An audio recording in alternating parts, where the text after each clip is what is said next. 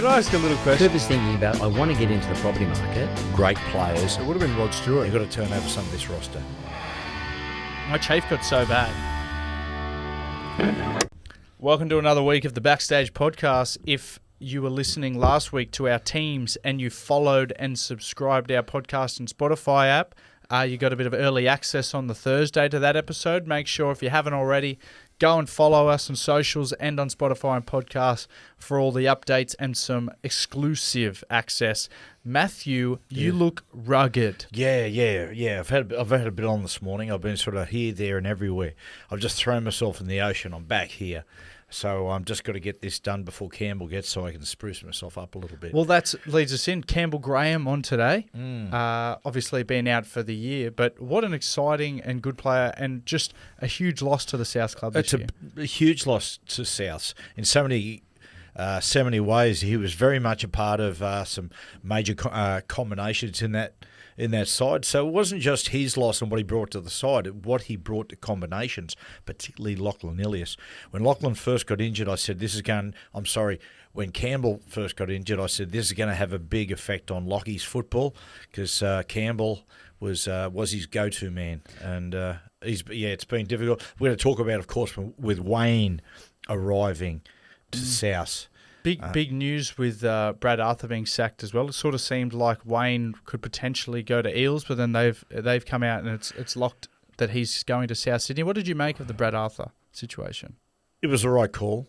For the last year and a bit, they've underachieved. I think it was time. When you look at the way the side is being playing, and Cooper, even without Gutho and Mitch Moses, right, I understand that. But some of their second halves, the moment they're under fatigue, their defence has been terrible. And you measure attitude through defence, and their attitude, obviously, the way they've been giving away points, their attitude stinks. Now, it's probably not fair that a coach gets removed, but something's got to change, and these days it's very hard to turn over a roster. Yeah. So the coach is the fall guy. And you know what?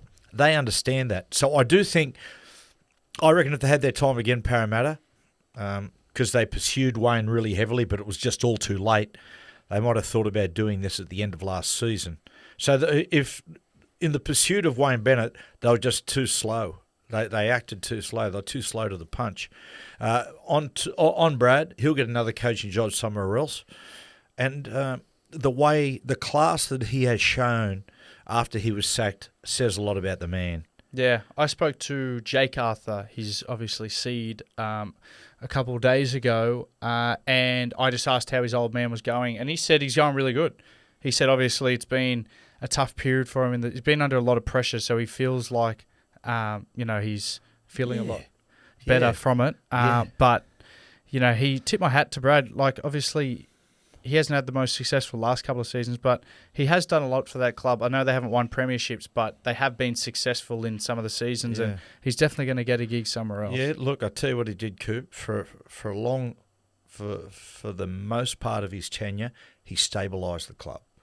The club up and down like a roller coaster, spent a lot of time at the bottom.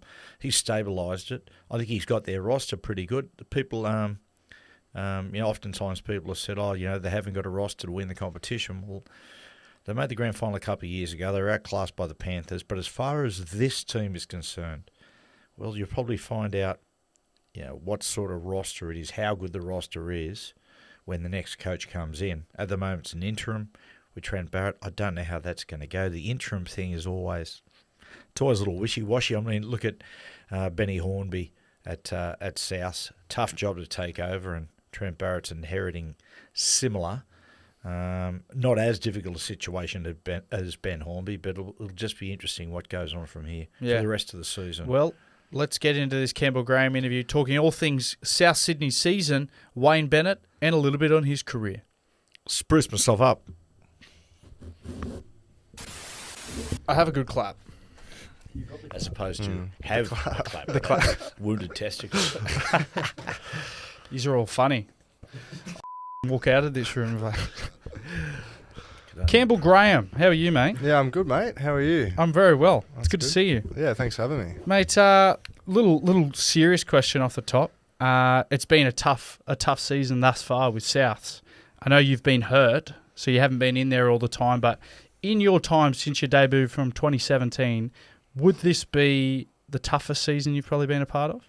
Yeah, absolutely. As you sort of touched on, I've been, I suppose, a step removed from the playing group. I've been in rehab, pretty much from the start of pre-season. So, but obviously I've, been around what's going on at the club at the moment, and obviously, coach getting sacked, about 10, early on in the year, and results haven't been going our way. It's definitely been pretty difficult, and something that, as you touched on in my time at South, it's quite, different to the success that we've enjoyed over the last, 5-6 years.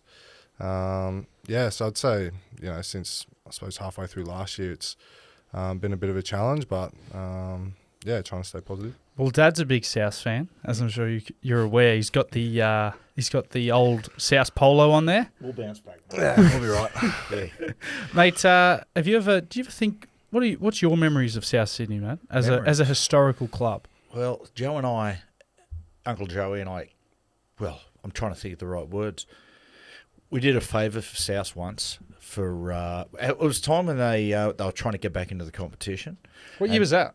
That was going into season, I think 2002. Yeah, I think it was. And when the court case was going on, they had to prove a few things. They had to prove they could get the money.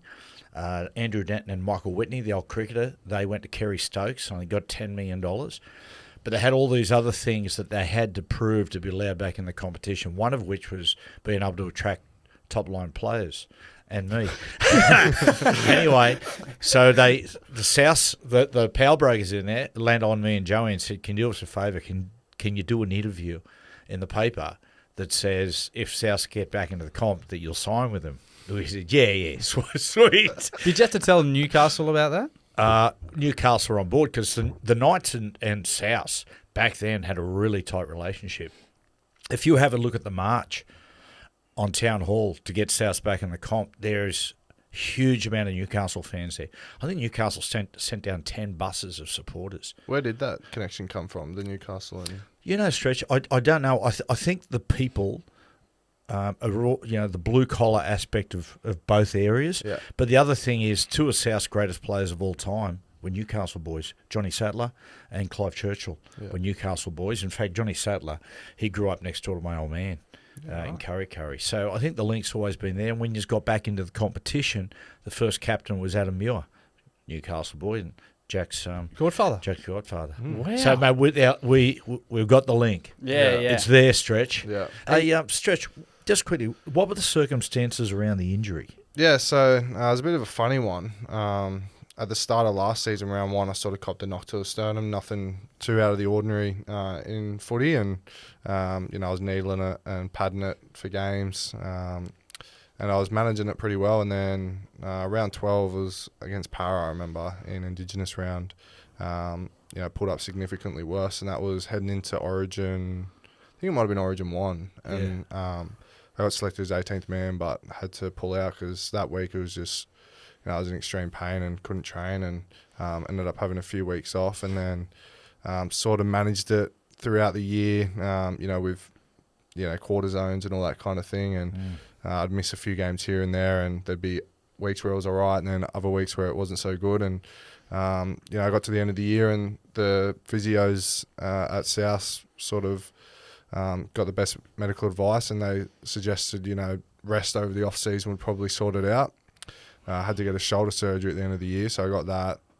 And then once I'd sort of gone through that whole rehab and got back into contact at the back end of this pre-season, the sternum was still no good. So I got in touch with another surgeon, and they sort of suggested, getting the surgery where they would fuse my sternum. I actually spoke to Jack Bird, because it's a fairly uncommon surgery. Only him and I think one other player in the NRL has had the similar surgery. So Jack Bird actually reached out to me and called me and told me of his experience, and it was pretty similar to what I was going through.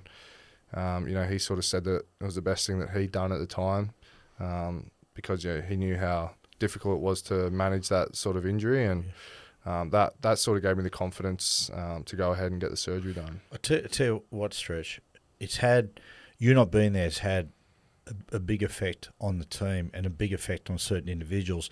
When it was first said that you weren't going to play for the rest of the year or miss the chunk of the season, straight away I thought the bloke who's going to suffer the most is going to be Lockie Ilias. Because watching you two blokes on the right, you struck up a fantastic combination, particularly on short sides, and Keon as well. That combination, you not being there, had a real effect on that combination. So it's been very, very tough on Lockie. Yeah, I think so.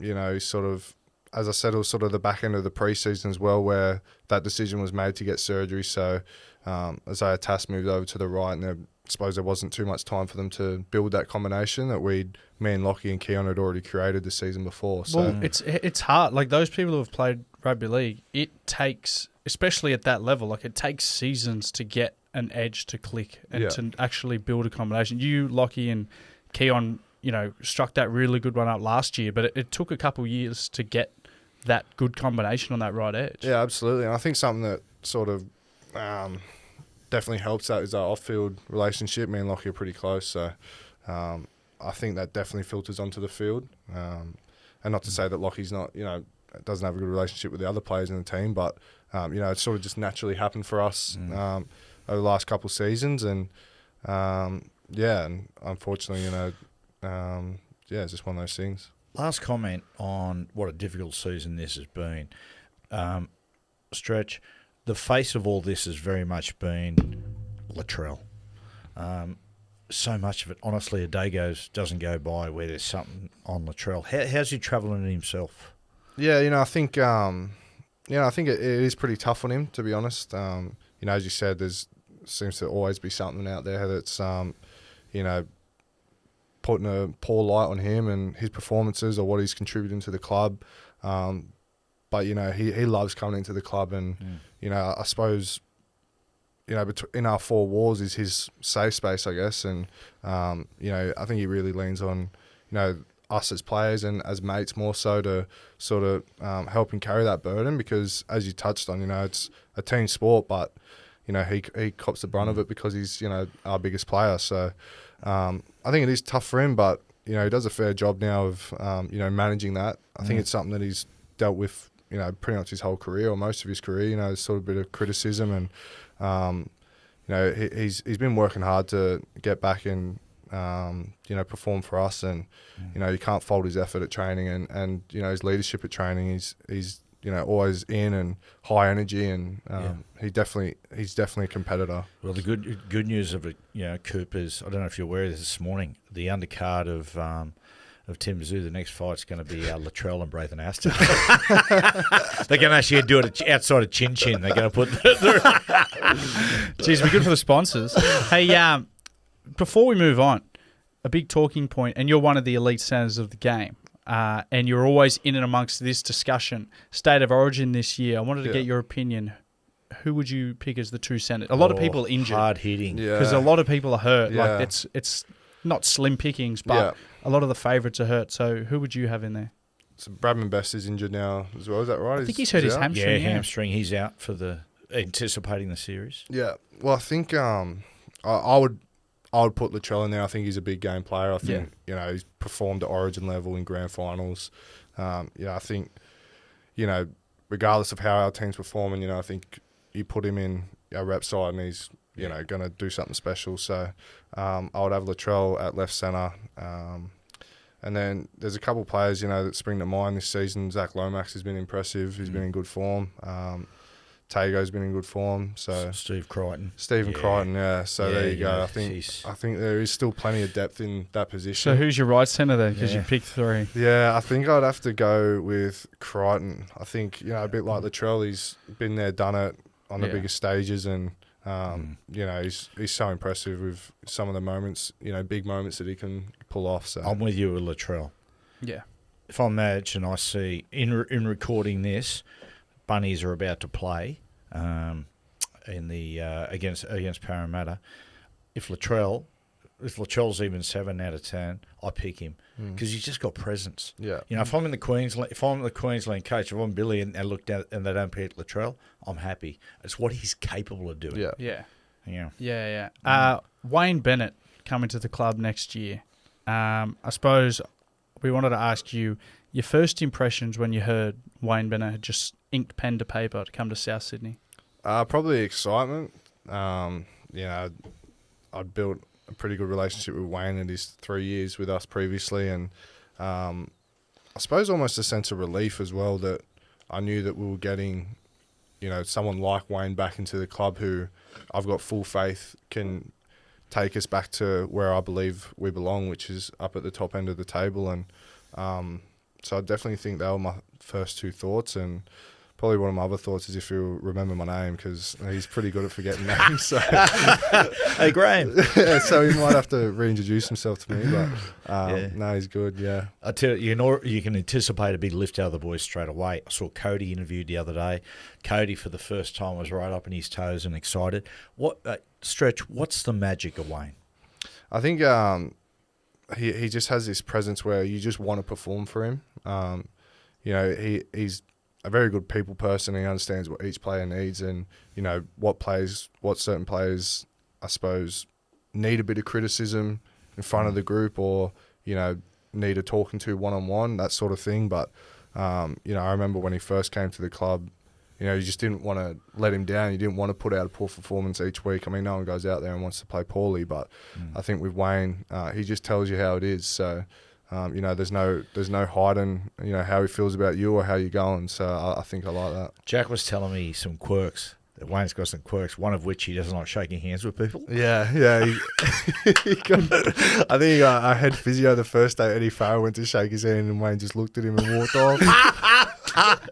It's a very old school thing, though, isn't it? Like shaking. I know Craig Bellamy only liked to shake your hand once a day. Yeah, because right. boys would always go up to try to, and he'd be like, "Fucking already shook your hand." So I think it comes from an era of they don't like shaking hands. Yeah, well, I feel like what I gathered from Wayne's perspective is it has to be earned, I guess, a shake of the hands. So, if you play well or, after a good win, he'll shake your hand in the sheds, but apart from that, you don't really get one. What about the dancing after the games? Like those ones where suddenly you just see him in there doing the robot. I don't think he means to do the robot. It's just those joints don't move like they used to. Yeah, he's done that. I've seen a few videos of him doing that. What is Wayne, in Wayne's world, what does he do to, because he doesn't drink alcohol. That's public knowledge. So what does he do to unwind? Like, is he... I think he... I don't know if he goes to bingo halls or what. But, Legs 11, Wayne. But I know he's got his farm that he loves going to. So I think that's his little getaway, his little escape. Blake told me at Newcastle, I don't know whether it's true or not, he goes, we were having a thing going, wonder what Wayne's vice is. And he said, "Oh mate, after a game, he goes to Wesley's club and plays the pokies. Has Really? a hit on the Queen of the Nile. Just plays low, just plays dollar hits at times." Well, you're the same. Really? You're the same. You've got you're the only bloke that probably has 10 escapes. Yeah, I've got about 10 vices. Yeah. But the boys sometimes, I always say to Trish, I'm just going to go down the club, got to catch up with an old mate who's doing it tough. That old mate tends to be a poker machine. They followed me down the other day and I had earbuds in listening to music and I just standing behind me for ages. It was the most pathetic thing I've ever done. Hey, what's your opinion on every club that Wayne has left has generally gone downwards? They've had an immediate kind of... They've always plateaued and sort of gone down afterwards. Why do you think that is? Yeah, I don't know. That's it's an interesting question. I think, when he left our club, I can only speak from, my experience. When he left, JD was there and JD had always, I suppose, been very hands-on with how we played footy while Wayne was there in terms of, the technical side of footy and our game plan. Wayne very much left that up to JD. So in terms of how we played footy, that didn't really change. Our sort of game plan, our structures and all that sort of thing didn't really change in 2022 when JD first took over. But I suppose the thing that you do miss is just having that presence and that person in your life that just sort of is very direct with you and tells you where you're at and what you need to improve on. And I suppose from my experience, that's how I felt. If you look at through the history, sometimes really technical coaches, coaches who are very analytical, and let's be honest, coaches who drive players crazy after a certain period of time, they're good coaches to follow. because the players are looking for a change, but they've also been given a really good education tactically, and another person comes in and picks up. The magic of Wayne's Wayne, isn't it? Yeah. You know, that's the thing. You know, people, you can't emulate who Wayne is. Yeah. Yeah. I spoke about this earlier where there's probably only a handful of coaches that, like you said, have that presence to them in the NRL. Like there's a lot of coaches out there where, you know, their heads always seems to be on the chopping block of jobs because they don't have that same presence like your Waynes, like your Ivan Clearys now, like your Craig Bellamy's, where you kind of walk into a room and young players are actually idolising the coach that they're playing under. Yeah. I mean, imagine it'd be so hard for a young coach who comes in following Wayne, and not that they don't have the same respect from the team, but they don't have the same presence where the team are like actually intimidated by their coach. They haven't been coached. Like Wayne's pushing 1,000 games. Yeah. And, well, let's keep going. I mean, he coached in the Brisbane League. He's coached Australia. He's coached Origin. Like he's pushing 1,200 games. Now, that type of experience teaches everything about players. Even like he just, like Stretch, he gets it done. Like going into season 2001, during the 2000 season, Broncos made a big play for Joey, for him to go there. And Joey's sticking point was, no, I love surfing. I won't go to Brisbane. It's inland. And Wayne said, don't worry, we'll get a boat and we'll get a house for you in Stradbroke Island. You can surf and then we'll take you to training. Yeah. Really? Wow. Yeah. He could have got it done too, probably. Yeah. Growing up, where did you grow up? I grew up in South Sydney, so Kensington, which is not far from Maroubra. So yeah, I played for Maroubra Lions as a junior. So yeah, I've been in and around the area. Bra boys. Yeah, I could say that. Yeah. How, I mean, so yeah. So you're a South junior then, I suppose. Yeah. Were they the team you supported growing up?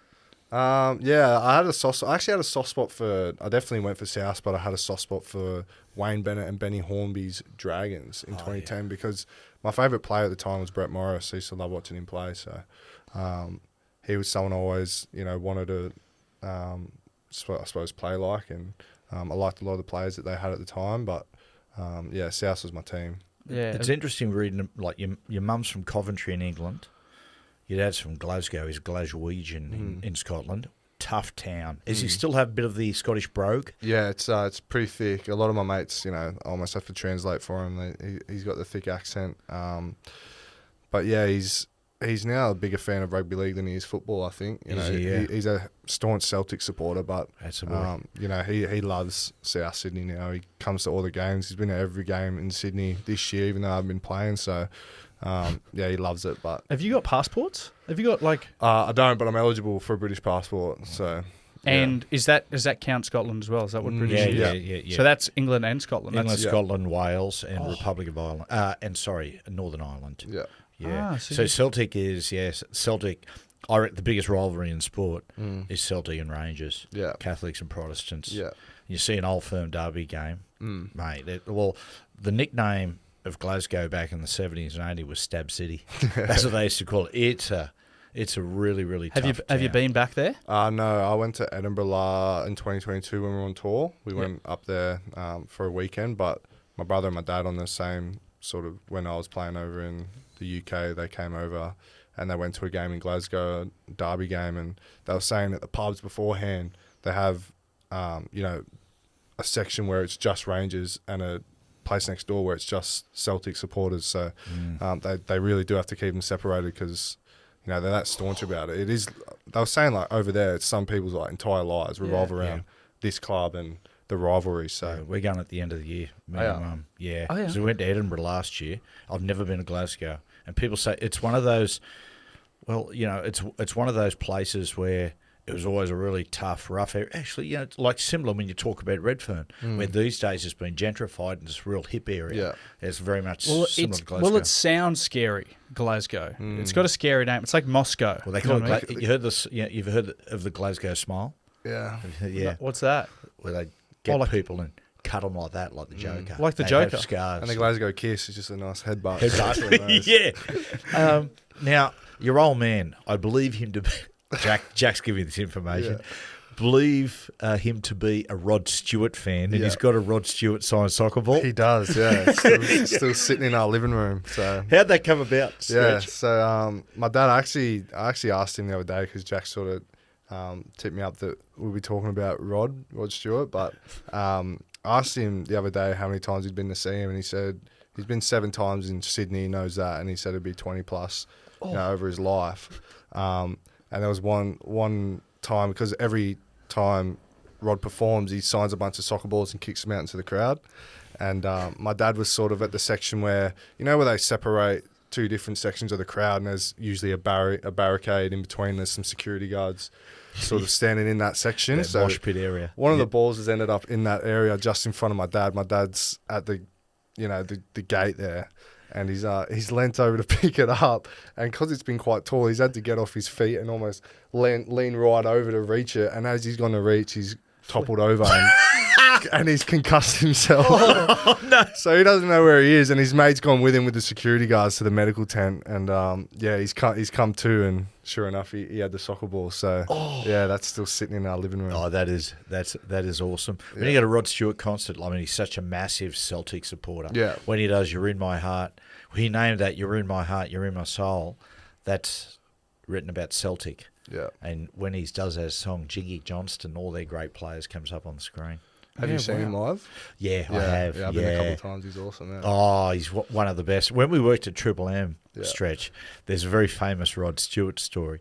Whether it's true, I don't know. So every single person we used to get on, I'm talking like we did it with opposition leader Wayne Swan. You just go, have you got a Rod Stewart story for me? And they'd go, no, do you want one? Yeah. So the Rod Stewart story is that Rod Stewart's in the 70s, right? He's out partying Stringfellows in London. Anyway.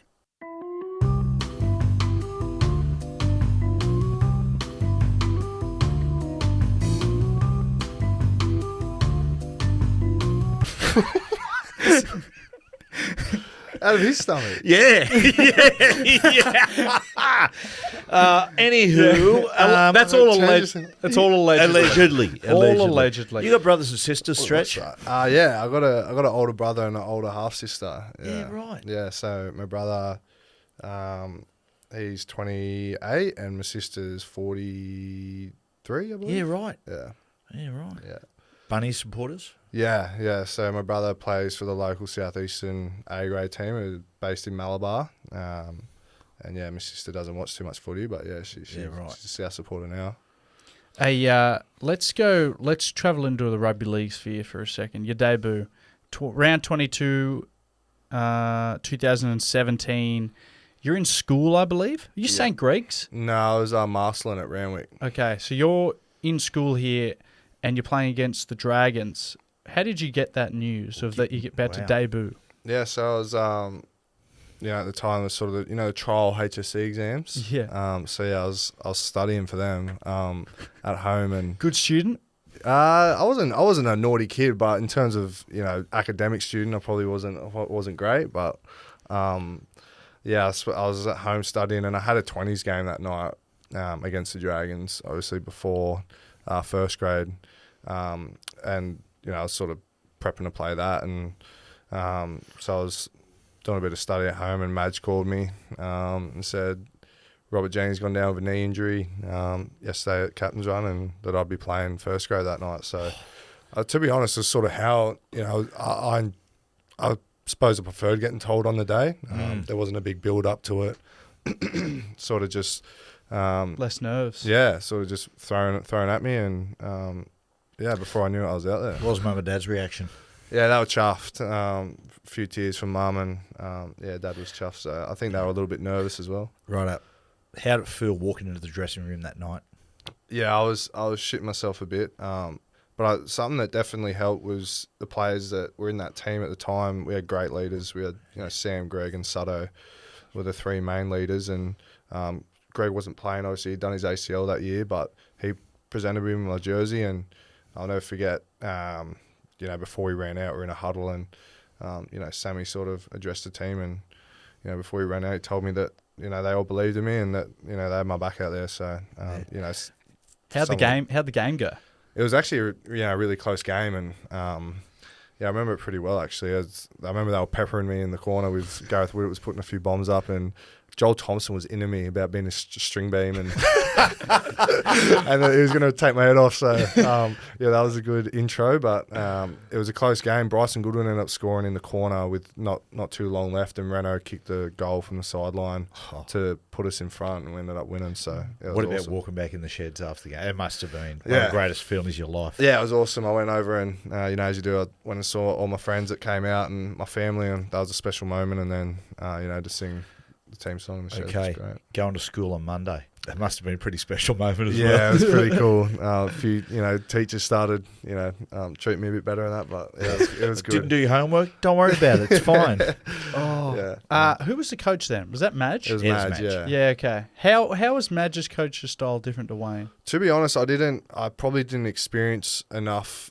I wasn't a full-time player at that point. I was in 20s and I'd done 2 weeks in the pre-season. So you hadn't trained at all with the team apart from 2 weeks? I'd done a handful of captain's runs here and there because I was at school. The school were really good about it. If I ever needed to go to training, they would let me have the day off. But I did a couple of weeks in the pre-season, and then, as I said, did a handful of captain's runs just to fill up numbers. And I sort of Stephen Bradbury'd it and got my way in. So at Soubs, 2018, you had 16 appearances. Soubs has taken over there, and you had a pretty successful year. But 2019, it must have been strange that off-season 2019, because you got Soubs as coach, and there's rumours about he going to Brisbane, and Wayne's the coach of Brisbane. Rumours about he going to South, and then halfway through the pre-season, you just swapped. Yeah. That must have been so weird. It was weird, and as a young player, it was sort of, for me, I thought it was a bit of a challenge because I'd gone from Madge my first year and then straight to Siebes, and now I've got another new coach in my third year. So sort of thought, well, I've got to, I guess, prove myself again to a new coach. But because it's hard to build that. It's hard to build that trust with a coach. It is, yeah. And I feel like, I suppose it was a good thing. It sort of makes you knuckle down and try to prove yourself again, which was good for myself. It was good motivation. But you touched on that earlier, Matty, where Siebes is definitely one of those coaches that high on statistics, and he has his way of doing it, and he's very very detailed in terms of game planning and structure. Well, that's how he was in 2018, and then you get Wayne who comes in, and it's almost completely different. So it was definitely a bit of a shock and a bit of a change, but it was great. Well, you have a look at who did better at the swap. It's just exactly what we're talking about. Soubs is very tactically minded and stats. Wayne just goes there and go, well, I've just got to be Wayne. Yeah. And then Soubs goes to Brisbane. He's got all the tactics, but it's the whole that Wayne leaves. I remember just before I went and watched Jack play a trial game when he's played Parramatta, and Cody came over and I said, how's things with Wayne? And Wayne, he said, I'm rattled. I said, what is rattled about? He goes, Matty, just from what I'm used to, the game plans are just too simple. Yeah. It rattled him. He said, I don't know how I'm going to go. Yeah. But I think, for players like Cody, it's probably what you need, really. Like, just let him sort of come up with how he wants to play footy. And, well, that's how things really worked in 2019 through 21. So who was Wayne's favourites? I think Cody was definitely up there.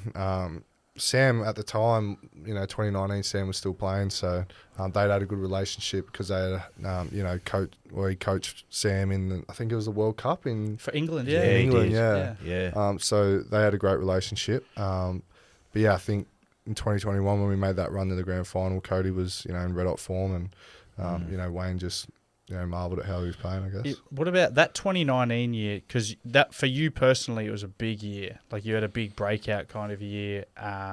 You'd had your debut, obviously, and then sort of in and out 2018, and then this year you really cement your spot. Was Wayne's style of coaching, was that something that just kind of, did you feel that simple style, no pressure, that kind of just clicked it for you? Yeah, Wayne was definitely, I suppose, like I touched on earlier, I felt like, I had to prove myself again. And to be honest, I think, something that definitely helped was playing outside Cody on the left wing. I started the year on the left wing, and, as you know, a fair few tries get scored out there on our left wing with AJ. So that was definitely something that gave me confidence at the start of that season, and I remember just being able to build off that. And then, that's when the back end of that year, Wayne had the confidence to give me a crack at centre for the first time, and I really enjoyed that. So, So only like 2018, preliminary final beaten. 2019 preliminary final beaten. 2020 the same again, got that close. 2021 must have been a heartbreaker because that really close loss, that must have stung. it really did. It was probably one of those games that both teams deserved to win, or no one really deserved to lose. I thought we'd had a really tough win against Penrith a couple of weeks before in the first round of the finals, and then had a good performance against Manly, and I thought everything was just falling into place for us in terms of where we were as a club and a team, and we had a great mix of young blokes, but also even had Benji Marshall on the bench. So Yeah, that's right. And he was killing it that year. Yeah, he was too, playing great footy for us. But So she wishes he was there right now. But Stretch, like you blokes played really good on the night. So did Penrith. It was a terrific game of football. And I'm curious just how Wayne was in that grand final week. The most pressure going into that really big week, because some coaches just lose their bottle. We've seen coaches before lose their bottle. They can't win grand finals. How was Wayne that week? yeah, it was just Wayne really. He didn't really change too much at all. I remember he sort of broke the tension a bit.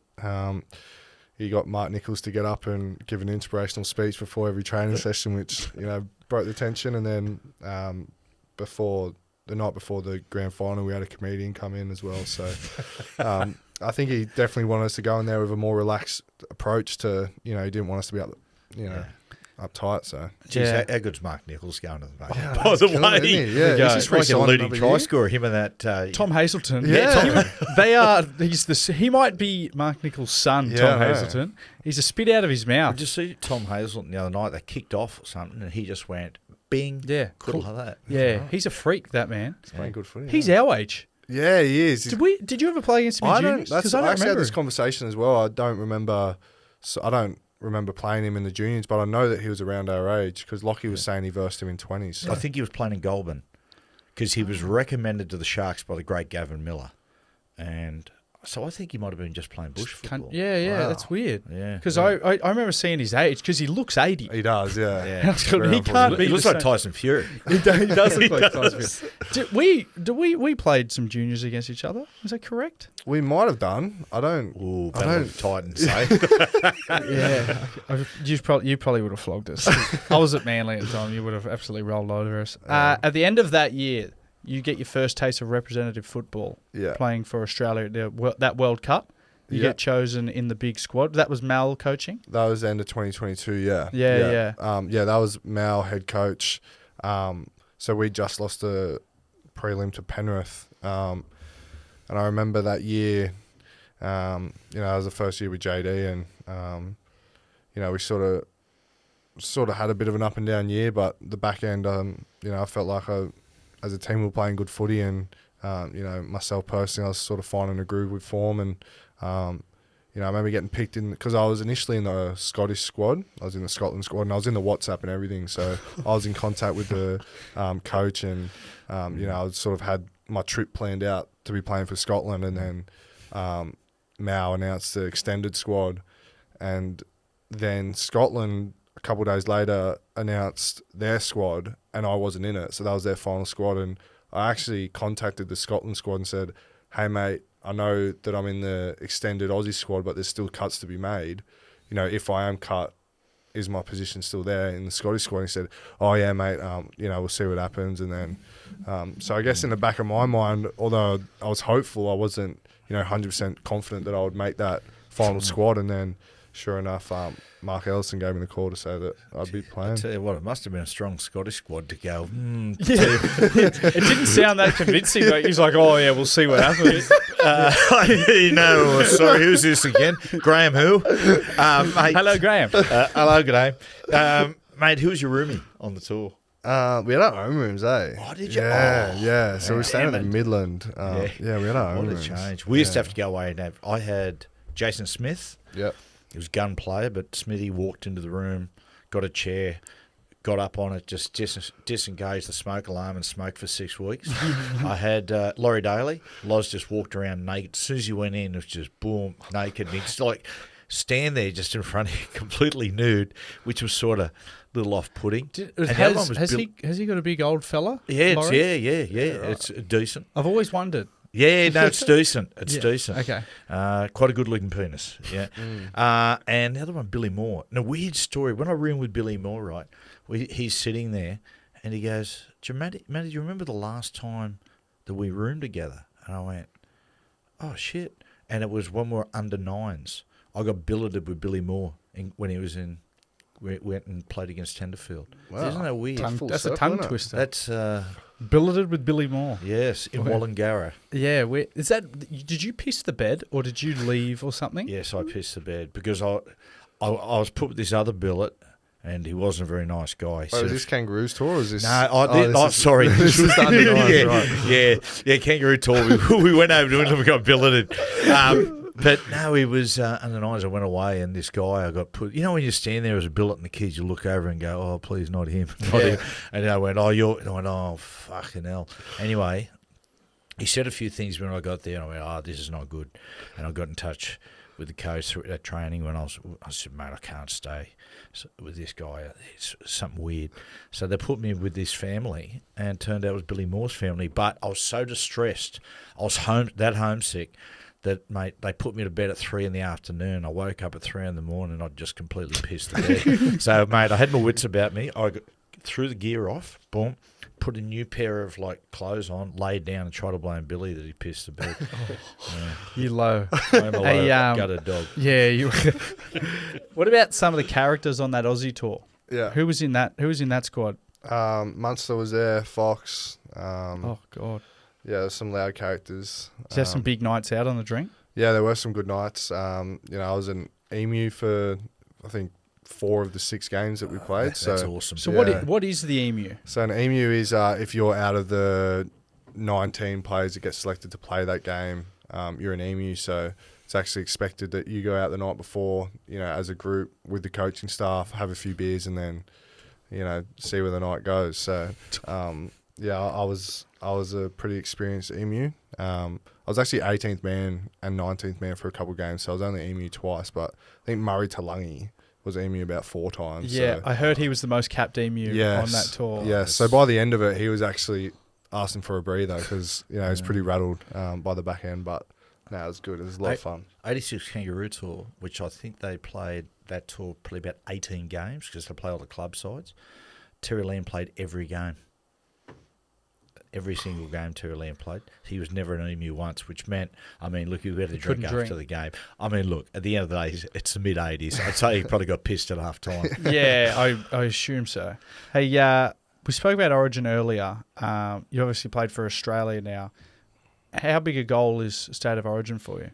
Yeah, it's massive for me. I feel like I've been fairly close a couple times and just wasn't to be, through injury or selection or whatever, but it's definitely something that I want to tick off in my career. And as we mentioned earlier, there's plenty of competition for those spots, those outside back spots for the Blues. And for myself, it sounds cliche, but it is just about narrowing my focus for South Sydney and playing good footy there. And I'm a believer that the rest will take care of itself. So although it is something that I would love to do, and it's definitely a goal of mine. It's something that I try not to, pay too much attention to.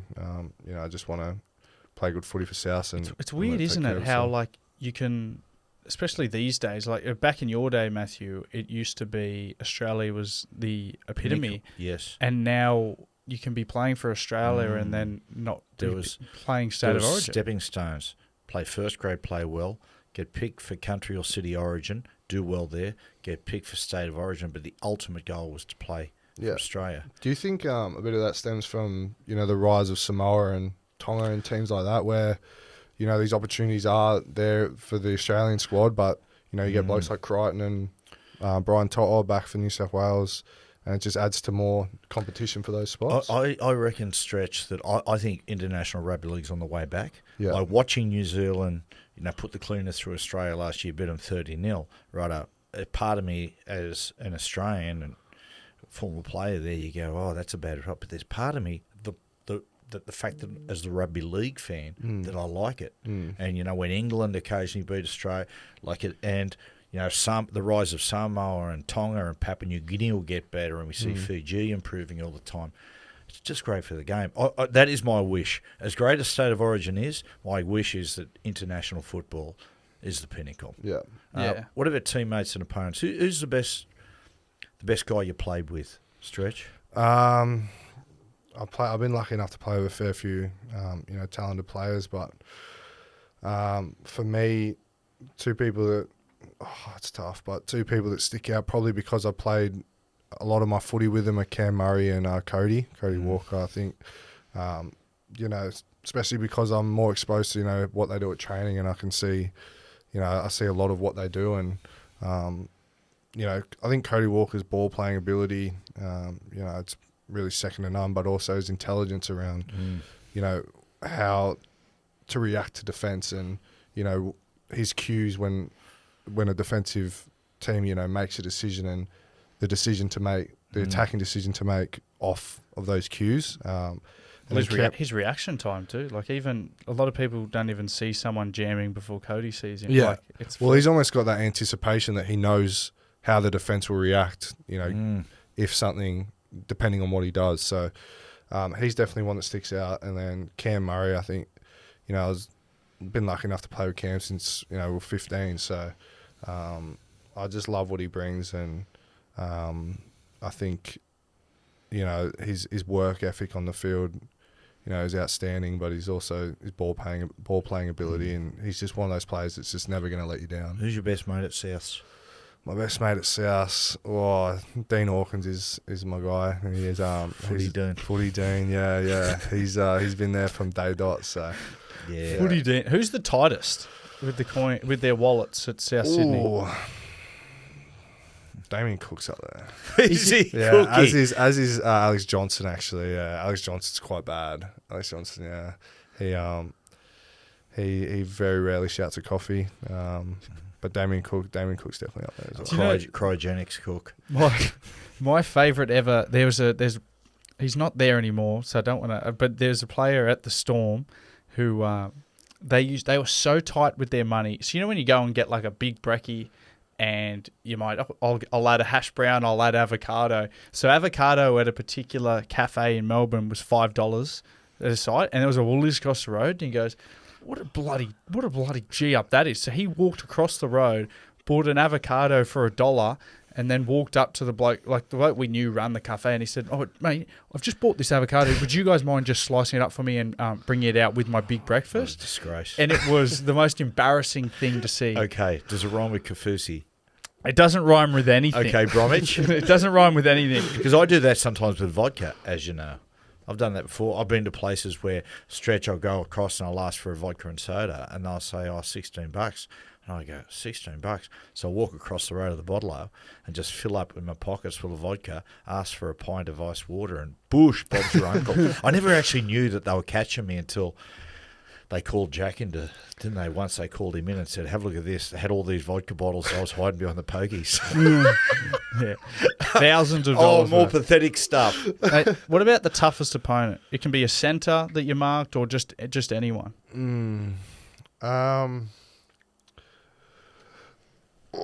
I think.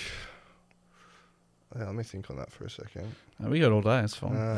I know. Again, he's now a teammate of mine, but I remember Mark Latrell when I was fresh playing centre and he was at the Roosters.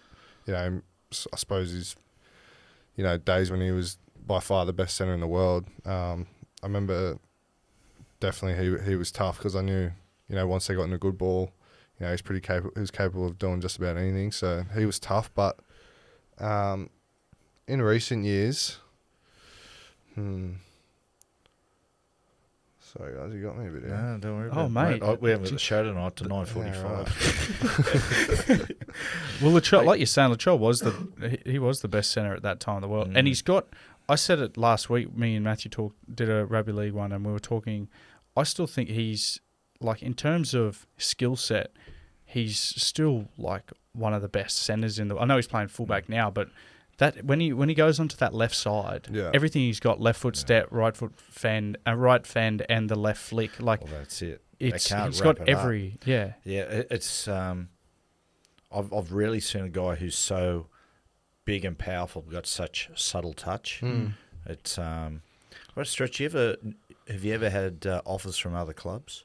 Early on, I have sort of when I was, I suppose, just sort of putting a foot in the door, and this was before I'd played first grade, and but I think I always felt a loyal. Even before I'd played first grade, I felt a loyalty towards South. I feel like they showed a lot of faith in me, and there was something just about growing up in the area that definitely struck a chord with me, and it is bled into you pretty early on through the junior reps. Even just that rivalry with the Roosters that it just makes you want to play for the club. And I remember coming through the system, and I just thought, I didn't want to be anywhere else. And since then, when I've re-signed, it's been pretty early on, and my mind's been pretty set that I didn't want to go anywhere. It's interesting. There's certain sporting teams in the world. Barcelona's motto is more than a club. It represents Catalonian culture.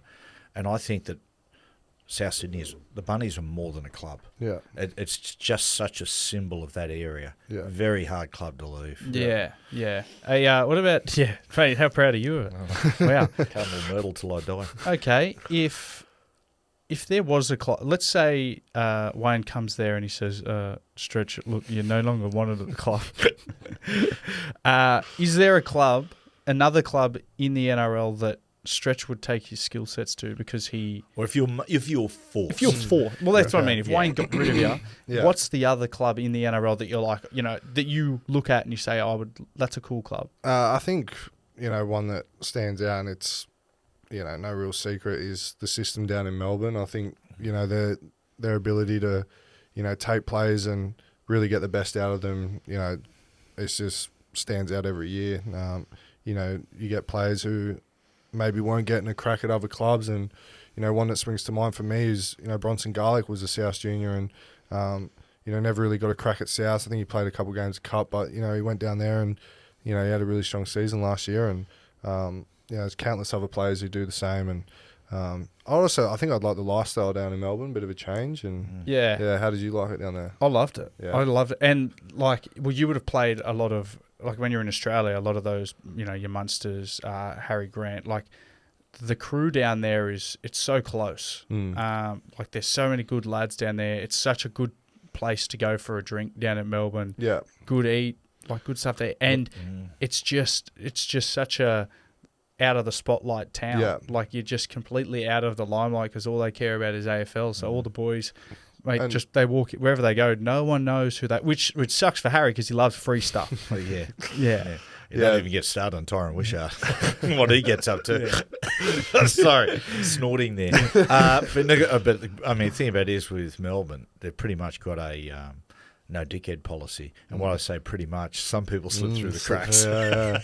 No, I've spoken to blokes who've come from Melbourne to South, blokes like Dean Britt and Mark Nichols who spent time down there, and they made the point where you go down there and no one's from Melbourne when when you go down there, so you don't have those connections to family and friends for your social life. So most of your socialising revolves around the club and the boys at the club, which I quite like that idea. Yeah. Stretch, do you chat with Rusty much? I only get a text on game day. Right. So every game day sends out a group text just saying what day is it. So, yeah. Russell Crowe does. Russell Crowe does. So That's cool. To the 1 to 17 who's 1 playing. to 17, yeah. So If you have a text back and go Friday. Yeah. What? That's is that every week, no matter where on the world he is? Yeah. Well, the first time I got a message from Russell, I was injured, and he said, "Hey mate, how's the injury going?" And of course, I didn't have his number saved, so I said, "It's going really well, mate. Sorry, who is this?" And he said, "It's RC." And I said, Sorry, mate. I still don't know who this Russell is. Coy? Cooper, well done. And then he's on his Russell Crowe, mate. I was like, oh, sorry, Russell. Yeah, the injury's going really well, mate. Thanks for checking. Jack was similar. He sent one when Jack played Canberra, sent a big long text. And Jack was like, yeah, who's this? Yeah, that's right, wasn't it? How Stretch, Vegas. It must have been, I was thinking of you when we were over there. It must have been surreal for you to go over into the States and see like these 50-minute billboards of yourself there.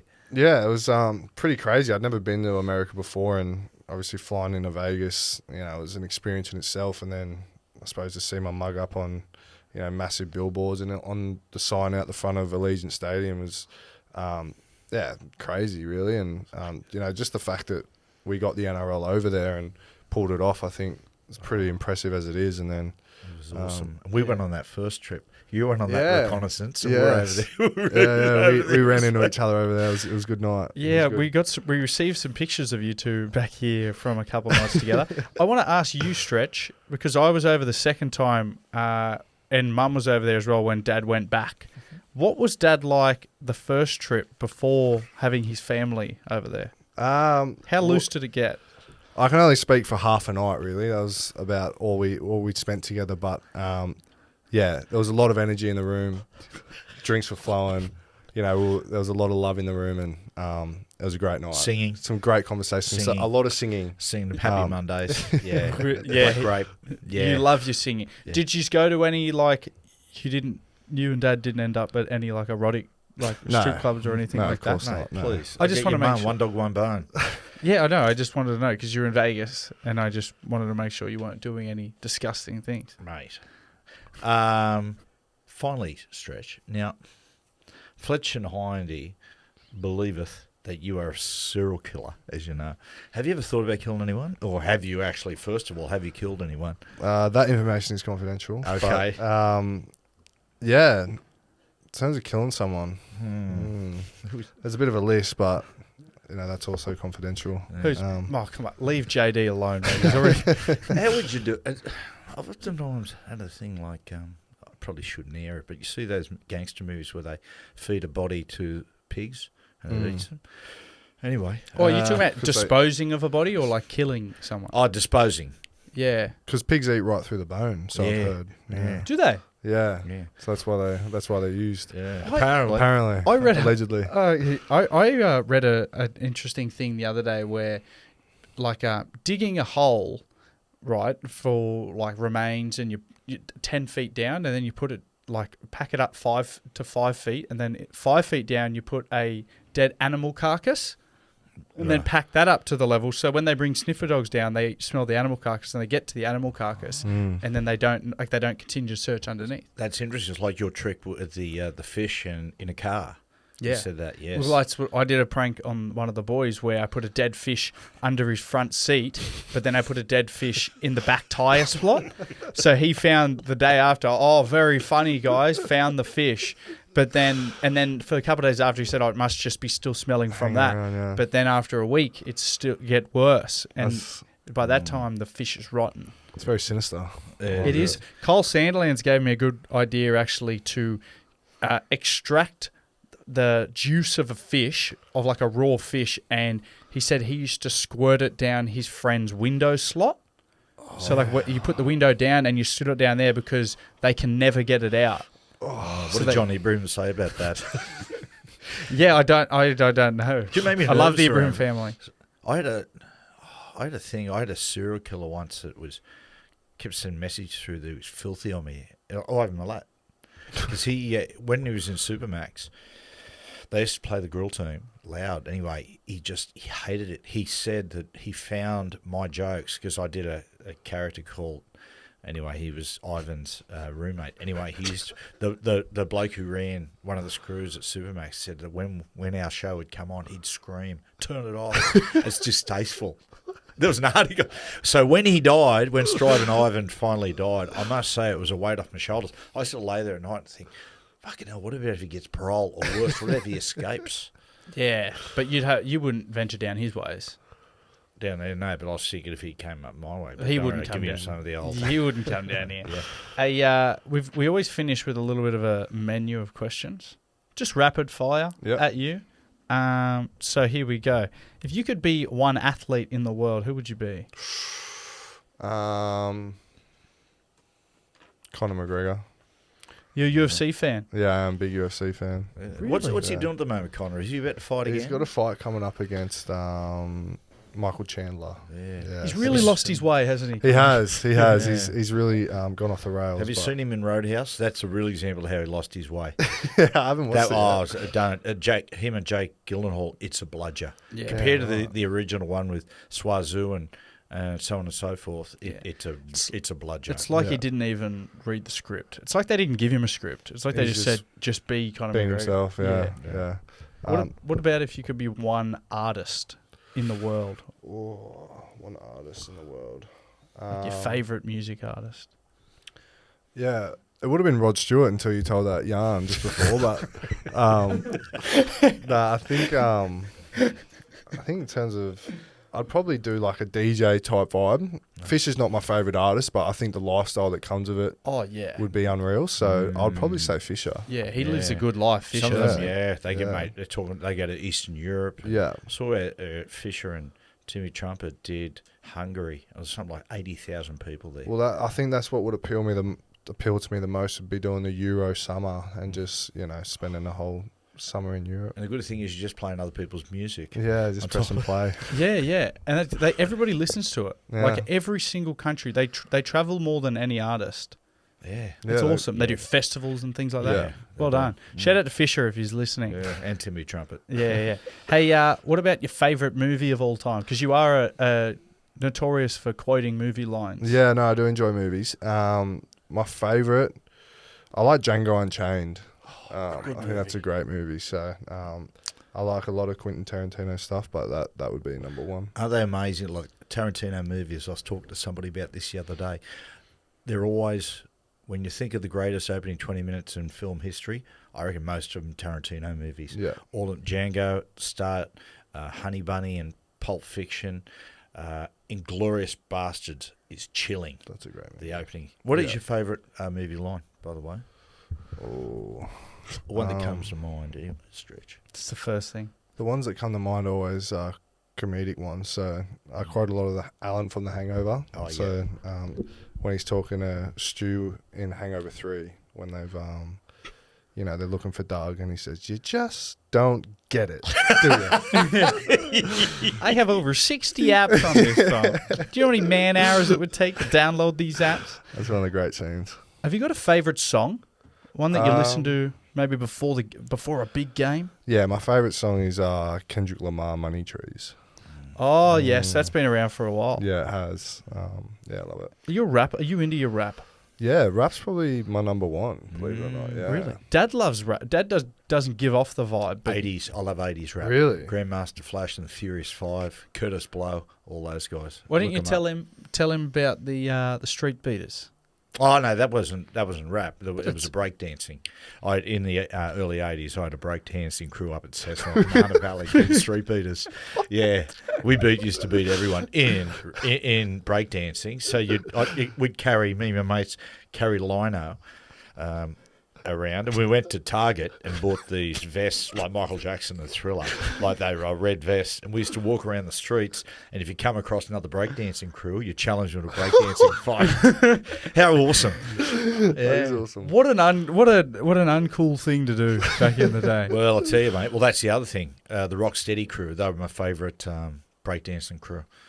Yeah. Wow, how cool. Hey you the Rocksteady crew. Yeah, very Show 'em cool. what you do, make a break, make a move. Okay, this one's... How weird. Imagine seeing Matty Johns now walking through Sydney, just attempting to grab kids Doing to the helicopter. Yeah. Yeah. How weird. Okay, what about a would you rather? Would you rather be dumped in the middle of the desert or dropped in the middle of the ocean? Ooh. I think middle of the desert.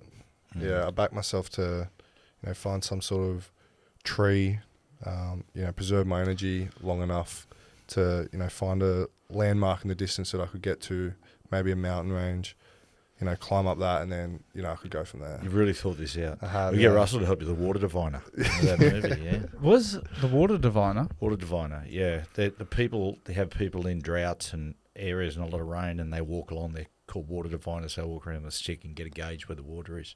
Oh, that's weird. Favourite holiday you ever been on, Stretch?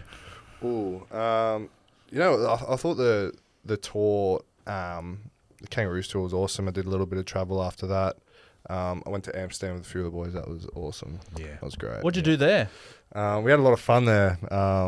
Bit of a blur, but yeah, it was good. It was Swim in good the few canals. days. Yeah. Red light? Smell the flowers. Bit of red light action, yeah. Yeah. Red means stop. Yes. It does. Green means go. Yeah. Yeah. Hey, What does yellow mean?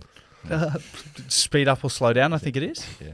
I'm pretty sure that's what it is. I don't need Yellow always gives you a certain amount of time. Is that you're kidding, aren't you? How long you had a license for, and you don't know what the yellow means? No. It's speed up or slow down.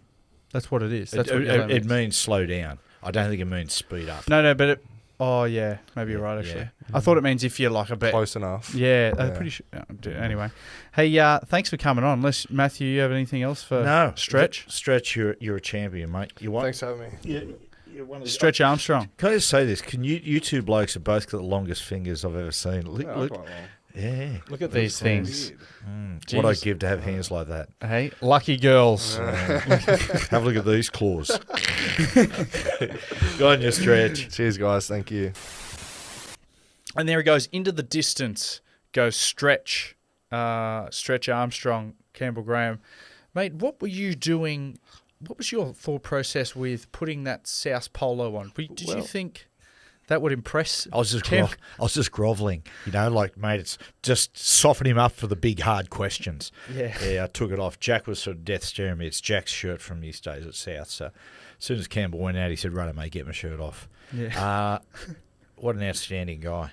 Yeah, he's really impressive. I like Campbell. I love him as a player as well. We're actually the same age, but I love watching him play as a player. Just a real good, strong defensive centre, and always consistent for that side on that right edge. So, and a great chat. Good to get a bit of his insights on what is actually going on at South at the moment and what they've been thinking about Wayne.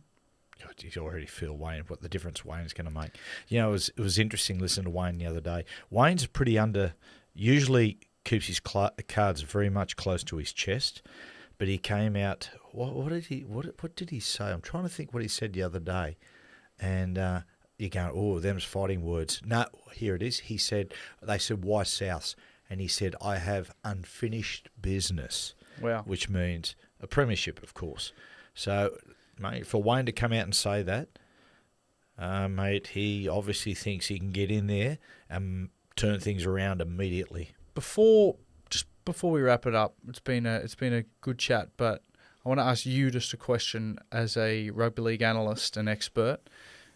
Is South season done now? For this season, are they already looking to next season to move on? Is this year a write-off for them now?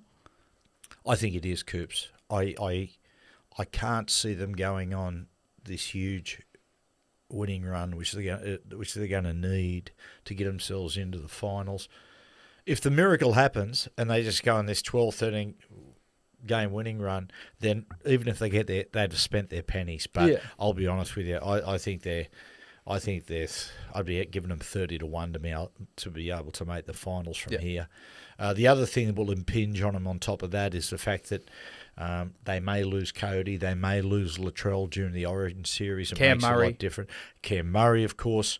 They've just got a lot of injuries. They've got a lot of injuries. They've had a lot going on. I think that for the rest of this season, they'll work on some combinations. I think Wayne will be on the blower a little bit to Benny Hornby, saying I want to do a little bit of this, a little bit of that, a bit of experimenting, and we'll see how they go. But the big job Wayne's got when he arrives, Coop, between now and the start of next season, Wayne being Wayne, he'll be working behind the scenes hard. They've got to turn over some of this roster. Yeah. Now there's not a lot of really top quality players on the market. So South's going to have to be very clever here. South will be looking at some other clubs and probably trying to entice some guys. Well, they're not allowed to entice out of their contracts, but they will be looking for opportunities for top-line players to strike a deal with those other clubs. They've said Lockie Ilias can negotiate with other clubs. I know that. Give the South fans a bit of hope. Who will Wayne Bennett try to target as their halfback for next season? You put me straight on the spot there. I know, I'm sorry. Yeah, I know. I look, as I said, in recording this, we're tonight. It is we got South versus Parramatta. I guarantee you this. This is a guarantee, righto. And when this comes out on Monday, I can either look like a genius or an idiot, because most of the time I look like an idiot. There will be a huge turnaround in South Sydney. Souths are going to be right up on their toes, because guess what? They're playing for Wayne now. And Wayne knows he's going to turn over some of the roster. And those individuals don't want it to be them. I'll tell you right now, my little tip, somebody who I think would fit in really well to their system, playing off the cuff with a lot of those players, Sam Walker. Of course, but wouldn't South love that? Pinch him off, I know. Uncle Nick. Yeah. When's he off contract, Sam? He's still got a little bit of time. I'm not sure. It's soon. It's really soon, because there's been talk of it. Yeah. See, I reckon the Broncos are going for Sam too. Yeah. So they got a bit of fight on their hands, the Roosters, but they'll manage. They'll be okay. They'll be okay. Thank you, Matthew.